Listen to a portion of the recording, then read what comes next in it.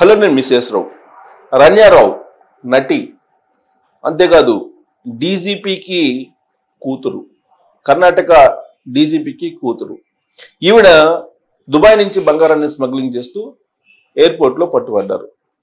తాజాగా ఆ కేసుకు సంబంధించిన వివరాలను తెలుసుకుంటే ఒక స్వామీజీ ఈ మొత్తం వ్యవహారంలో అండదండగా ఉన్నారు, ఆయనే కీ రోల్ పోషించారని చెప్పి తెలుస్తుంది.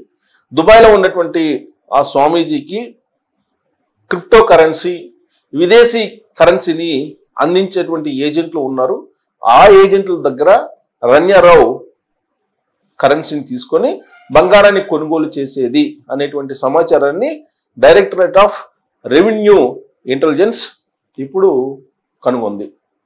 తాజా నివేదిక ప్రకారం వాళ్ళు విచారణలో తేలినటువంటి అంశం ప్రకారం స్వామీజీ కీరోలుగా ఉన్నారు. ఇందుకీ ఆ స్వామీజీ ఎవరు?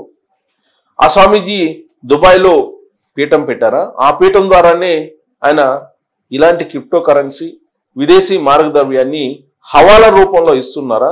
రన్యారావుకి హవాలా రూపంలో ఇవ్వడం కారణంగానే ఆవిడ బంగారాన్ని తరలిస్తున్నారా, ఇండియాకి స్మగ్లింగ్ చేస్తున్నారా అనే కోణం నుంచి ఇప్పుడు డైరెక్టరేట్ ఆఫ్ రెవెన్యూ ఇంటెలిజెన్స్ విచారణ చేపడుతోంది. అంతేకాదు ఆమె తండ్రి రామచంద్రరావు, పెంపుడు తండ్రి అంటూ ఉన్నారు. ఆ రామచంద్రరావు డీజీపీ, ప్రస్తుతం కర్ణాటక గృహ నిర్మాణ శాఖ ఎండీగా ఉన్నారు, డీజీపీగా ఉన్నారు, ఆయన డీజీపీ హోదాలో ఉన్నారు. ఆయనకి ఇదంతా తెలుసా తెలియదా అనే దాని మీద నివేదిక ఇవ్వాలని చెప్పి రాష్ట్ర ప్రభుత్వం ఆదేశించింది. ఆ మేరకు డీసీపీకి ఒక నివేదిక కూడా అందింది. ఆ డీసీపీ ప్రభుత్వానికి కూడా అందజేశారు ఆ నివేదికని. మరి డీజీపీ హోదాలో ఉన్నట్టు రామచంద్రరావు గారి ప్రమేయం ఈ కేసులో రన్యారావుకి సహకారం ఉందా లేదా అనే దాని మీద తేలాల్సి ఉంది. అయితే బంగారాన్ని తరలిస్తూ ఎయిర్పోర్ట్లో దొరికినటువంటి రోజు ఆవిడ ప్రోటోకాల్ తీసుకున్నారు. ప్రోటోకాల్ కానిస్టేబుల్గా బసవరాజు అనే అతను రెగ్యులర్గా ఆవిడకి ఉండేవాళ్ళు. బట్ బసవరాజు ఆ రోజున అందుబాటులో లేరు, వేరే వాళ్ళు వస్తారని చెప్పి బసవరాజు చెప్పినట్టు విచారణలో తేలింది. నటి రన్యారావు దుబాయ్ నుంచి కర్ణాటక ఎయిర్పోర్ట్లో దిగి టెర్మినల్ 1కి రమ్మని చెప్పి బసవరాజుకి ఫోన్ చేశారు. బట్ బసవరాజు నేను లేను మేడం, వేరే వాళ్ళు వస్తారని చెప్పారు. కాదు నువ్వే రావాలి అని చెప్పి పట్టుబట్టారు. కానీ నేను రాలేనని చెప్పేసి వేరే అధికారిని పంపించారని చెప్పేసి బసవరాజు ఇచ్చినటువంటి వాంగ్మూలం. మరి రన్యారావు గతంలో నుంచి అనేక సార్లు దుబాయ్ నుంచి బంగారాన్ని స్మగ్లింగ్ చేశారనడానికి ఇది ఒక ఉదాహరణగా కనిపిస్తుంది. బసవరాజు ప్రోటోకాల్ ఆఫీసర్గా ఉండేవాళ్ళు. జనరల్గా ఏంటంటే ఈ డీజీపీ కుమార్తె కాబట్టి ఆవిడికి అక్కడ ప్రోటోకాల్ ఉంటుంది. ఎయిర్పోర్ట్లో జనరల్గా సామాన్యమైనటువంటి వాళ్ళు ప్రయాణికులు వెళ్తే ఏం జరుగుతుంది, చెక్-ఇన్లో అన్ని చెక్ చేస్తారు ప్రతిదీ. అలాగే లోపలికి టెర్మినల్ దగ్గర పంపించేటప్పుడు బెల్ట్ దగ్గర నుంచి ఆర్నమెంట్స్ దగ్గర నుంచి అన్ని చెక్ చేసిన తర్వాతనే లోపలికి పంపిస్తారు. ప్రోటోకాల్ ఉన్నటువంటి వాళ్ళు, ప్రోటోకాల్ హోదా ఉన్నటువంటి వాళ్ళకి ఎలాంటి చెక్కింగ్ లేకుండానే వాళ్ళకి చెక్-ఇన్ అవకాశాన్ని ఇస్తారు. వాళ్ళకి ఇలాంటి చెక్కింగ్ తనిఖీలు ఏమీ ఉండవు. తనిఖీలు లేకుండానే నేరుగా ఎయిర్పోర్ట్లోకి వెళ్ళిపోయి ఫ్లైట్ ఎక్కిపోవచ్చు. అలాగే ఫ్లైట్ దిగిన తర్వాత కూడా ఎలాంటి చెక్కింగ్ లేకుండానే ఎయిర్పోర్ట్ నుంచి బయటికి రావచ్చు. అలాంటి వెసులుబాటుని డీజీపీ కుమార్తెగా చాలా కాలంగా రన్యారావు అనుభవిస్తున్నారు ప్రోటోకాల్ని. దాన్ని దుర్వినియోగం చేశారు అనేది ఇప్పుడు దర్యాప్తులో తేలుతుంది. వాస్తవంగా రన్యారావు అలాగే తన స్నేహితుడు తరుణ్ రాజ్ వీళ్ళిద్దరు కలిసి ఈ మొత్తం గోల్డ్ స్మగ్లింగ్ అనేది గత కొంతకాలంగా చేస్తున్నారు అనేది ఒక అంశం దర్యాప్తులో తేలింది. ఈ రన్యారావుకి 4 నెలల క్రితం మ్యారేజ్ అయింది. ఈ మ్యారేజ్ ఎవరితో అయింది? ఇక్కడ జతిన్ అనేటువంటి అతనితో అయ్యింది. మ్యారేజ్ 4 months బ్యాక్ అయింది. ఈ మ్యారేజ్కి దాదాపు అతిరథ మహారాజులు అందరూ కూడా హాజరయ్యారు. ఇప్పుడు అసలు ఆ మ్యారేజ్కి ఎవరెవరు హాజరయ్యారు, రన్యారావుకి ఎవరెవరు క్లోజ్గా ఉన్నారు అనే దాని మీద ఇన్వెస్టిగేషన్ చేయడానికి పెళ్లికి సంబంధించినటువంటి వీడియోలను పరిశీలిస్తున్నారు పోలీసులు. ఆ మ్యారేజ్కి ఎవరెవరు అటెండ్ అయ్యారు, ఎవరెవరు ఎలాంటి గిఫ్ట్లు రన్యారావుకి ఇచ్చారు, జతిన్ రన్యారావు దంపతులకు ఇచ్చారు అనే దాని మీద ఇప్పుడు ఇన్వెస్టిగేషన్ జరుగుతోంది. దాన్ని బట్టి ఇప్పుడు ఆ కేసు అసలు ఈవిడ ఎన్ని రోజుల నుంచి స్మగ్లింగ్ చేస్తున్నారు, దుబాయ్లో ఎవరెవరితో టచ్లో ఉన్నారు అనేది బయటపడే అవకాశం ఉంది. మరి ఆ రోజున పెళ్లికి వచ్చినటువంటి స్వామీజీ ఎవరు అనేది కూడా ఇప్పుడు వీడియోలో గమనిస్తున్నారు. ఎందుకంటే స్వామీజీ ద్వారానే దుబాయ్లో ఈవిడ బంగారాన్ని కొనుగోలు చేస్తున్నారు, స్వామీజీ ఇచ్చినటువంటి డబ్బుల ద్వారానే అని చెప్పి ప్రాథమికంగా డిఆర్ఐ అనుమానిస్తుంది. సో ఆ స్వామీజీ ఎవరు అనే దాని మీద ఇన్వెస్టిగేషన్ చేస్తున్నారు.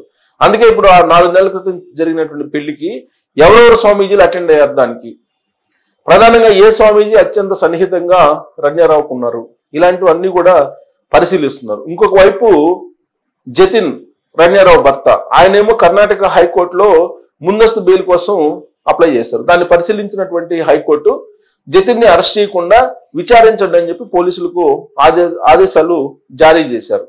ఇక రన్యారావు బెయిల్ కోసం ప్రయత్నం చేస్తున్నారు. ఆ బెయిల్ విచారణకు సంబంధించి విచారణ పూర్తి అయింది, తీర్పు రిజర్వ్లో పెట్టారు. ఎలాంటి నిర్ణయం అక్కడ ఉన్నటువంటి కోర్టు తీసుకుంటుందో వేచి చూడాలి. సో ఇది రన్యారావుకు సంబంధించినటువంటి బంగారం స్మగ్లింగ్ కి సంబంధించినటువంటి అప్డేట్. ఎందుకు ఇలాంటి పనులు చేస్తున్నారంటే చాలా ఈజీ మనీ. బంగారం స్మగ్లింగ్ చేస్తే గనక కొన్ని కోట్ల రూపాయలు సంపాదించవచ్చు. పైగా ఇప్పుడు బంగారం రేటు నానాటికి పెరుగుతూ ఉన్నాయి. దాంతో దుబాయ్లో తక్కువ రేటుకి బంగారం దొరుకుతుంది. పైగా అక్కడికి వెళ్ళి బంగారాన్ని ఒకవేళ ఇండియాకి తీసుకురాగలిగితే కనుక కొన్ని కోట్ల రూపాయలు ఈజీగా సంపాదించేసుకోవచ్చు. రన్యారావు అసలు ఇండియా నుంచి దుబాయ్కి నెలకి కనీసం ఎన్నిసార్లు వెళ్ళుంటారు అనేది కూడా ఇప్పుడు లెక్కిస్తున్నారు. ఆవిడ నెలకి కనీసం 4-5 సార్లు వెళ్తారు అనేటువంటిది కూడా ఇప్పుడు ఆవిడ పాస్పోర్ట్ ని అబ్జర్వ్ చేస్తే పోలీసులకి తేలినటువంటి అంశం. అయితే అక్కడ ఎవరెవరిని కలుస్తున్నారు, కేవలం బంగారం స్మగ్లింగ్ కోసమే ఈవిడ వెళ్తున్నారా అనేది ఒకటి. అసలు బంగారం స్మగ్లింగ్ ఎలా చేస్తున్నారు, ఈ ఐడియా ఎలా వచ్చింది, ఎలా చేయగలుగుతున్నారు అనే దాని మీద రన్యారావుని విచారించినప్పుడు ఆవిడ చెప్పినటువంటి అంశం ఏంటంటే, యూట్యూబ్ లో చూసి ఎలా గోల్డ్ స్మగ్లింగ్ చేయాలి, స్మగ్లింగ్ చేసి ఎంత ప్రాఫిట్ వస్తుంది అనేది తెలుసుకున్నానని చెప్పి పోలీసు విచారణలో చెప్పారు. అంటే యూట్యూబ్ చూడడం ద్వారానే ఆవిడకి బంగారం స్మగ్లింగ్ మీద అవగాహన వచ్చిందని చెప్పి చెప్తూ ఉన్నారు. గతంలో కూడా మనం అనేక సందర్భాల్లో ఈ నేరాలు జరిగినప్పుడు నిందితులు విచారిస్తే యూట్యూబ్ని చూసి నేర్చుకున్నాం అని చెప్తున్నారు.